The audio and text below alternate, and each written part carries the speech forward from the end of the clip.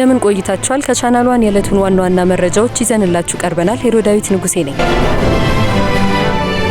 የኢትዮጵያ የተስማሚነት ምዘና ድርጅት የሀገሪቱን ምርቶችና አገልግሎቶች የጥራት ደረጃ በማረጋገጥ በዓለም አቀፍ ገበያ ተወዳዳሪ እንዲሆኑ ለማስቻል እየሰራ መሆኑ ተነገረ።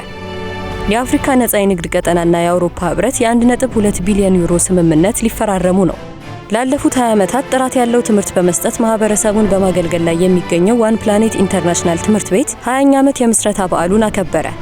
የኢራን የውጭ ጉዳይ ሚኒስትር አባስ አራግቺ በሆርሙዝ በኩል የሚያልፉ ሁሉም የንግድ መርከቦች ለሚያደርጉት ጉዞ ለቀሪው የተኩስ አቁም ጊዜ ሙሉ በሙሉ ክፍት እንዲሆን መወሰኑን በኤክስ ገጻቸው አስታወቁ።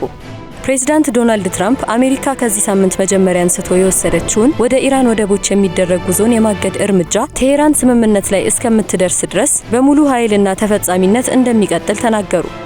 ለሰዓቱ ያዝናቸው ዋና መረጃዎች እነዚህን ይመስሉ ነበር። የእነዚህንና የሌሎች መረጃዎችን ዝርዝር ዘገባ በማታው የዜና ሽፋን ወደ እናንተ የምናደርስ ይሆናል።